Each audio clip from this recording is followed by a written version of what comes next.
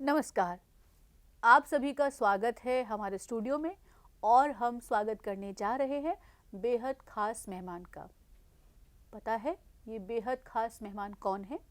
ये है डॉक्टर जयश्री सेठी जी। आपका स्वागत है। धन्यवाद उषा जी। डॉक्टर जयश्री सेठी क्रिएटिव डायरेक्टर हैं स्टोरी घर की। स्टोरी घर एक बहुत बड़ी संस्था है जो बच्चों को कहानियाँ सुनाने का काम करती है। बहुत मज़ेदार कहानियाँ सुनाती हैं जयश्री जी, और बच्चे भी इनसे इतना घुल मिल जाते हैं कि कुछ पूछो ही मत। जिस दिन जयश्री जी कोई कहानी ना सुनाए उस दिन बच्चों का मन नहीं लगता और वे बार बार कहते हैं कि दीदी कोई कहानी तो सुना दीजिए। हालांकि जयश्री जी जो बातें भी करती हैं वो कहानी जैसी ही होती हैं। तो आज हम बातचीत करने जा रहे हैं और उस बातचीत में बहुत सारी कहानियाँ भी शामिल होंगी। तो आज हमारी चर्चा है खेतों के बारे में। खेतों की अपनी एक अलग दुनिया होती है और खेत से जुड़े हुए बहुत सारे अनुभव आपके पास भी होंगे। लेकिन ये हो सकता है कि बहुत सारे बच्चों ने खेत देखे ही ना हो। उषा जी, इसकी संभावना मुझे इसलिए थोड़ा सा कम लगती है क्योंकि अगर आप हाईवे पे सफ़र कर रहे हैं, बस में हैं, गाड़ी में हैं, तो सड़क के दोनों तरफ सुंदर सुंदर खेत दिखाई देते हैं। कहीं धान उगा होता है, कहीं गन्ना होता है, कहीं सरसों उगी होती है। तो मज़ा आ जाता है, इतना सुंदर नज़ारा होता है। और कभी कभी तो ट्यूबवेल भी नज़र आ जाता है। और कभी कभी ऐसा भी होता है कि सरसों के हरे पीले खेत नज़र आते हैं। तो ये सर्दियों की बात है जब खेतों का रंग बहुत सुंदर होता है, हरा और पीला। पीला। अब हम देखते हैं कि खेत में क्या क्या होता है। तो सबसे पहले जयश्री जी ये बताइए कि आपने अपनी ज़िंदगी में जो खेत देखे हैं उन खेतों में आपने क्या क्या देखा है? उन खेतों में मैंने ट्यूबवेल देखा है। ट्यूबवेल यानी कि एक ट्यूब से नहर का जो पानी है वो खेतों में आता है। और मैंने देखा है काग भगोड़ा, जो कि हमें चित्र में भी दिखाई दे रहा है। और जिसे हम बिज्जू भी कहते हैं। और ये हम लगाते क्यों हैं? भाई कौवे हैं, चिड़िया है, वो दाना ना खा जाएं, फसल को खराब ना कर दें। पता है काग भगोड़े को हम बिज्जू भी कहते हैं। और बिज्जू इसलिए लगाते हैं ताकि हम चिड़ियों को कौवों को डरा सकें। और बिज्जू की जो आकृति होती है जैसा कि हम स्क्रीन पर देख रहे हैं एक आदमी जैसी होती है, गोल सा चेहरा। और पता है चेहरे की जगह हम क्या लगाते हैं? मटका। और उस मटके में करते हैं 2 छेद आंखों के लिए। बिल्कुल। और उन 2 आंखों के नीचे एक और लंबा सा छेद करते हैं। मुंह बन गया। और दूर से चिड़ियों को लगता है कि यहाँ कोई आदमी खड़ा है और तब वे उस खेत के पास नहीं आते। लेकिन कभी कभी चिड़ियों को भगाने के लिए हम मचान पे खड़े होकर और एक रस्सी घुमाते हैं जोर जोर से, और उसकी आवाज़ सुनकर चिड़िया है वो भाग जाती हैं। और ऐसा उषा जी चित्र में भी देख पा रहे हैं कि एक मचान है और उस पर नीली साड़ी पहने एक महिला खड़ी है और जो हाथ घुमा रही है और उसके हाथ में है एक रस्सी, और जिससे वो चिड़ियों को भगा रही है। तो कई बार ऐसा होता है कि जब हम फसल बोने का काम करते हैं तो पहले खेत को हल चलाकर खोदना पड़ता है, और जब खेत खुद जाता है यानी कि उसमें हमने हल चलाया तो लंबी लंबी सी कई क्यारियां बन जाती हैं। बस इन क्यारियों के बीच में हम बीज बोते चले जाते हैं। और कई बार होता है कि हम बीज को यूं फेंकते हैं। ठीक है, अगर हम ऐसे कैसे करके करेंगे, खेतों में बीज डालेंगे तो ज़्यादा समय लगेगा। हमने अपने झोले में से बीज लिए और हमने यूं फेंके, और दूर दूर फेंकते हैं ताकि पूरे खेत में बीज फैल जाए। उसके बाद क्या करते हैं? उसके बाद करते हैं हम उस खेत को एकदम प्लेन समतल कर देते हैं। एक लकड़ी का प्लेन तख्ता होता है, आगे होते हैं 2 बैल, हम खड़े होते हैं तख्ते पर और हम बैल को हाँकते चलते हैं। तो जहाँ जहाँ हमारा तख्ता जाता है खेत का वह हिस्सा एकदम समतल हो जाता है, यानी कि बीज मिट्टी के नीचे चले जाते हैं। आपने बात की बुआई की। जी। बुआई यानी कि बीज बोना, और उसके बाद आती है सिंचाई। और अगर हम धान की बात करें, चावल की बात करें, तो चावल का जो खेत है बहुत सारा पानी मांगता है। और इस चित्र में भी अगर हम देखें तो ट्रैक्टर के उस पार 2 महिलाएं हैं जो कि खेत में धान बो रही हैं। धान को रोपना बहुत मुश्किल काम है। कमर दोहरी हो जाती है, कमर दर्द करने लगती है, क्योंकि आपको झुककर पानी भरे खेत में जो छोटे छोटे धान के पौधे हैं उसे रोपना होता है। तो जितनी जल्दी से हम यानी कि गप गप करके चावल खाते हैं, वह चावल उगाना उतना आसान नहीं है। और चावल के खेतों की जो महक है उसके तो क्या कहने। अगर आप कभी चावल के या धान के खेत से गुजरेंगे तो आपको पता चल जाएगा, ऐसी बासमती की महक आती है कि क्या बताएं, आनंद आ जाता है। खेत के आसपास का अगर नज़ारा दिखे तो वहाँ आपको पेड़ मिलेंगे, पेड़ के नीचे सुस्ताते हैं किसान और किसान का परिवार। जिन चीज़ों को हम इतने मज़े से आराम से खा लेते हैं, उन चीज़ों को उगाना बहुत मुश्किल होता है, लेकिन ये काम, मुश्किल काम हमारे लिए कौन करता है? किसान। तो इसलिए जब भी हम भोजन करें तो किसानों को धन्यवाद दे देना चाहिए। ये आपने बिल्कुल सही बात कही। और चित्र में भी अगर देखें उषा जी, तो दो किसान हैं जो यहाँ पर एक फसल काट रहे हैं, जो काग भगोड़ा के बगल में जो फसल उगी हुई है, छोटी छोटी सी फसल है। तो क्या लगता है किस चीज़ की फसल है ये चने की फसल होगी। लेकिन चना कच्चा भी होता है और पका हुआ भी होता है। अगर हम कच्चे चने की बात करें तो वह कहलाता है छोलिया। जिसमें बहुत सारी फलियां होती हैं। फलियों को हम यूं तोड़कर खोलते हैं और उसमें से हरे हरे चने हम खाते हैं। अब जब वही चने सूख जाते हैं, पक जाते हैं, तो वह बन जाते हैं भूरे रंग के।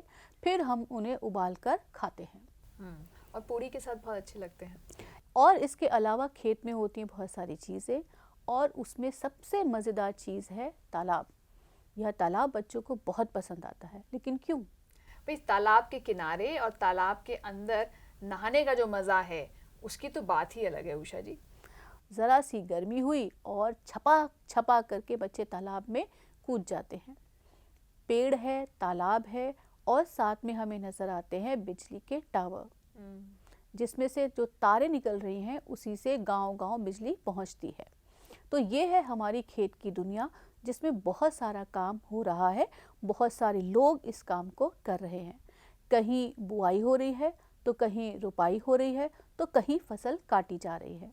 सब लोग अपना अपना काम बहुत ईमानदारी से और बहुत मुस्तैदी से कर रहे हैं। लेकिन दो बच्चे किस चीज़ का आनंद ले रहे हैं? ये लग रहा है कोई खेल खेल रहे हैं। और ये नीली सी पानी की एक नाली जा रही है, और उनके बगल में एक महिला खड़ी है जिसने शायद सर के ऊपर गाय के लिए चारा भी हो सकता है ये, या ये आप कटी हुई फसल भी हो सकती है। बिल्कुल। और हम देख रहे हैं एक ट्रैक्टर, लाल रंग का ट्रैक्टर। कभी ट्रैक्टर पर बैठी हैं उषा जी आप? मैं कई बार ट्रैक्टर पर बैठी हूँ। और इसमें जो टायर के ऊपर बड़ा सा जो टायर है, उस टायर के ऊपर जो जगह बनी हुई है उस पर अगर आप बैठते हैं तो ट्रैक्टर की आवाज़ के साथ, जिस तरह जहाँ से ट्रैक्टर का वो एक पाइप बना हुआ है इंजन के ऊपर जिसमें से धुआं निकलता है, उसके ऊपर एक छोटी सी डिब्बी ढक्कन बना होता है जो ऐसे ऐसे ऐसे ऐसे ऐसे करता रहता है। और जब आप उस टायर के ऊपर बैठते हैं तो आप भी ढक्कन की तरह ऊपर नीचे होते हैं। और ये बहुत मज़ेदार अनुभव होता होगा। तो खेत की दुनिया में इतनी सारी चीज़ें हैं, तो क्यों ना उन चीज़ों के बारे में भी जान लें जो हमें फसल से मिलती हैं। अब हमने खेतों की बात की है, तो क्यों ना उन चीज़ों के बारे में भी बात कर लें जो हमें खेतों से मिलती हैं। लेकिन सबसे पहले हम ये देखेंगे कि खेतों से मिलने वाली फल और सब्जियों के रंग कौन कौन से हैं। तो बताइए, लाल रंग की ऐसी कौन सी चीज़ है जो हमें खेतों से मिलती है? उषा जी, लाल रंग की दो चीजें मुझे इस वक्त दिखाई दे रही हैं जी। एक तो टमाटर और दूसरी गाजर। बिल्कुल सही। और धनिया? धनिया हुआ हरे रंग का, तो धनिया है उषा जी हरे रंग का, और खीरा है, और पालक है, और धान की बाली है, और मकई का जो बाहर का छिलका है वो भी हरे रंग का है। और धान के ऊपर कौन सी सब्जी है उषा जी? मुझे वो भी हरे रंग की लग रही है। तो धान के ऊपर जो हमें नजर आ रहा है वह है बोड़ा। तो बोड़ा होती है तोरई जैसी एक सब्जी, जो आप खाना पसंद नहीं करती और ना ही बच्चे खाना पसंद करते हैं। मैं तोरई खा लेती हूँ, मुझे घिया नहीं पसंद है। तो बात तो वही हुई।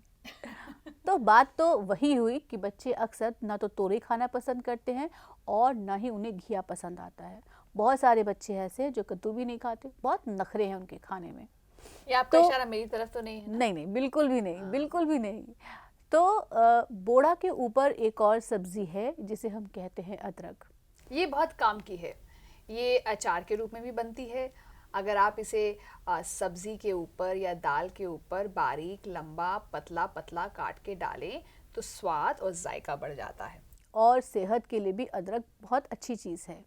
अक्सर हम चाय में अदरक डालकर चाय बनाते हैं जिससे गला साफ होता है और सेहतमंद तो है ही। तो ये सारी सब्जियां बहुत सेहतमंद हैं, जैसे पालक, जैसे गाजर, जैसे टमाटर, जैसे खीरा। और हमारे पास एक और सब्जी है जिसका रंग है बैंगनी। और बैंगनी रंग की मुझे केवल एक ही सब्जी नजर आ रही है, बैंगन। और बैंगन भी अलग अलग साइज या आकार के होते हैं। कुछ बैंगन ऐसे होते हैं जो बहुत गोल होते हैं, भरते वाले बैंगन जी, और कुछ बैंगन ऐसे होते हैं जो थोड़े लंबे होते हैं। वो आलू बैंगन की सब्जी बनती है। और कुछ बैंगन होते हैं जो बहुत छोटे छोटे से होते हैं, वो मसालेदार बैंगन। तो जैसा जिस सब्जी का आकार, रूप, रंग, उसे बनाने के तरीके भी अलग होते हैं। तो ये थी हमारी सब्जियों की दुनिया जिसमें रंग अलग अलग हैं। उषा जी, एक पीले रंग की सब्जी भी कोई है क्या इसमें? पीले रंग की तो कोई सब्जी इसमें नहीं है, लेकिन हाँ, मकई का जो बीच वाला हिस्सा है जिसमें दाने होते हैं वे पीले रंग के हैं। और पीले रंग का होता है नींबू। नींबू के अलावा हमारे पास एक और सब्जी है, ये है आलू। और आलू किस रंग का होता है? आलू भूरे रंग का हुआ। और प्याज? अब प्याज का अपना एक अलग रंग होता है उषा जी, उसे क्या प्याजी रंग कह सकते हैं? हाँ, जिस सब्जी का जैसा रंग होता है हम उसे वैसा ही रंग कह देते हैं। जैसे बैंगन का रंग जो होता है उसे हम कहते हैं बैंगनी। बिल्कुल सही। अब बहुत सारी सब्जियां ऐसी होती है जो अलग अलग सिरों से देखा जाए उनके जो हिस्से अलग अलग होते हैं, अलग रंग की होती हैं। जैसे मूली। हाँ, आधी सफ़ेद और आधी हरी। जो मूली के पत्ते होते हैं वे हरे रंग के होते हैं और बाकी जो लंबी सी मूली होती है वह सफ़ेद रंग की होती है। और अगर हम जब कभी भी गाजर को ज़मीन में से निकालें तो गाजर भी एक ऐसी सब्जी है जिसके दो रंग हैं, लाल और हरा। बिल्कुल सही। ऐसा ही एक प्याज होता है जो हरे रंग का प्याज होता है। वो पत्तेदार प्याज होता है, लंबा लंबा, जिसके पत्ते होते हैं हरे, और जो प्याज होता है वह सफ़ेद, वो होता है सफ़ेद रंग का। अब इसमें से ऐसी बहुत सारी सब्जियां हैं जो उगती हैं ज़मीन के ऊपर, और कुछ ऐसी सब्जियां हैं जो होती हैं ज़मीन के नीचे। बिल्कुल। टमाटर ज़मीन के ऊपर या ज़मीन के नीचे? टमाटर ज़मीन के ऊपर। और धनिया? ज़मीन के ऊपर। और अदरक? अदरक ज़मीन के नीचे। और खीरा? खीरा ज़मीन के ऊपर। और गाजर? ज़मीन के नीचे। पालक? ज़मीन के ऊपर। मकई? ज़मीन के ऊपर। मूंगफली? ज़मीन के नीचे। बिल्कुल सही कहा। और पता है बैंगन कहाँ होता है? बैंगन ज़मीन के ऊपर। बिल्कुल सही कहा। तो बहुत सारी सब्जियां ऐसी हैं जो ज़मीन के ऊपर उगती हैं और कुछ सब्जियां ऐसी होती हैं जो ज़मीन के नीचे उगती हैं। लेकिन इनमें से एक बहुत ख़ास सब्जी है जिसे ख़ास तरीके से उगाया जाता है। आलू को उगाने के लिए हम मेड़ बनाते हैं जो क्यारियां से बनती हैं। क्यारियों का जो लंबा सा हिस्सा है वहाँ आलू को बोया जाता है। बस उसी मेड़ में ही आलू उगता है। और बहुत ही स्वाद की सब्जी है, हर सब्जी में रल मिल जाती है और बच्चों को बहुत सुहाती है। तो अगर जयश्री जी आप कहें कि मुझे खीरा बहुत पसंद है, तो मुझे खीरा बहुत पसंद है, तो हमारे पास किस सब्जी का नाम आया? खीरा। और खीरा में आवाज़ कौन सी है? ख। और धनिया? ध। और मूंगफली? इसमें शुरुआत की जो आवाज़ है वो म की है, पर बीच में आती है आवाज़ फ की। और चावल? चावल में जो शुरुआती आवाज़ है वो है चा, और बीच में आने वाली आवाज़ है वा। और अंतिम आवाज़? ला। और अगर हम कहें धान का खेत, ठीक है, धान का खेत, तो धान में पहली आवाज़ कौन सी है? धा। और खेत में? ख। ख। तो ऐसे बहुत सारे शब्द हैं जिनमें या तो ध की आवाज़ होती है, या ख की आवाज़ होती है, या फ की, या फिर व की। और ऐसे बहुत सारी चीज़ें आपके आसपास भी ज़रूर होंगी। ये भले ही फल और सब्जियों की न हो, लेकिन चीज़ें तो चीज़ें हैं। जैसे अगर मैं कहूँ धनुष, बिल्कुल ध की आवाज, और अगर मैं कहूँ फल, तो फ की आवाज, और अगर मैं कहूँ वन, तो व की आवाज, और अगर मैं कहूँ खटमल, तो ख की आवाज, म की आवाज, ल की आवाज। बिल्कुल। तो एक ही शब्द में बहुत सारी आवाज़ें होती हैं। आप इन आवाज़ों को पहचानते हैं और आप इन आवाज़ों को बोलते भी हैं। हमें बस क्या सीखना है? हमें इन आवाज़ों को पढ़ना और लिखना सीखना है। अब जो काबिलियत हमारे पास है, जो योग्यता हमारे पास है बोलने की, सुनने की, समझकर बोलने की और सुनकर समझने की, बस उसी योग्यता, उसी क्षमता को हमें पढ़ने लिखने के लिए इस्तेमाल करना है। और इस काम में हमारी सबसे ज़्यादा मदद करते हैं चित्र। आप तस्वीरों के ज़रिए शब्द पढ़ सकते हैं। अगर किसी चित्र के नीचे कुछ लिखा हुआ है तो हर बच्चा ये बता देगा कि इस चित्र के नीचे जो लिखा हुआ है वह उस चीज़ का नाम है। बिल्कुल। और ये धीरे धीरे ये जो हमारी काबिलियत है ये बढ़ती चली जाती है जब हमसे हमारे बड़े, हमारे साथी उन चीज़ों के बारे में बात करते हैं। सही बात। और ऐसा तो नहीं होगा कि अगर दुकान जूते की है और लिखा है जूते की दुकान, तो कोई बच्चा तो ये नहीं पढ़ेगा ये मिठाई की दुकान है, उसे पढ़ेगा जूते की दुकान। और अगर हमने देखी मिठाई की दुकान, तो कोई बच्चा उसे नहीं पढ़ेगा दवाई की दुकान। हाँ। बच्चों पर इतना भरोसा करना बहुत ज़रूरी है। बच्चों में सीखने की क्षमता भरपूर है, बस हम उनकी क्षमता को उभारें और उन्हें मौका दें पढ़ना लिखना सीखने का। तो फिलहाल हमारी आज की बातचीत यहीं पर समाप्त होती है और मैं अपनी तरफ से, लेकिन सबसे ज़्यादा आप बच्चों की तरफ से डॉक्टर जयश्री सेठी का धन्यवाद देती हूँ। आप ऐसे धन्यवाद मत कहा कीजिए ना, मुझे आना अच्छा लगता है। तो ठीक है, हम अगली बार आपसे आने का वादा लेते हैं और इसी के साथ हम अपनी चर्चा यहीं समाप्त करते हैं। आपने खेत देखे हैं या नहीं देखे? आपके आसपास कैसे कैसे खेत हैं? कौन कौन से फल और सब्जियां आपके पास उगते हैं? लेकिन आपको ये बताना है कि आपको कौन सी सब्ज़ी खाना पसंद है और कौन सी सब्ज़ी खाना बिल्कुल पसंद नहीं है। कौन सी ऐसी सब्जियां हैं जिन्हें माँ पीछे पड़ पड़ कर खिलाना चाहती हैं और आप उनसे दूर दूर भागते हैं। ठीक है, अब आप ये सारी बातें, ये सारे किस्से हमारे पास लिख कर भेजिए, हम प्रतीक्षा करेंगे। और एक पता मैं आपको बता रही हूँ, ये पता भी आप बच्चों का बहुत बेसब्री से इंतज़ार करता है और ये पता है earlyliteracy.ncert@gmail.com। मैं एक बार फिर से दोहरा देती हूँ, earlyliteracy.ncert@gmail.com।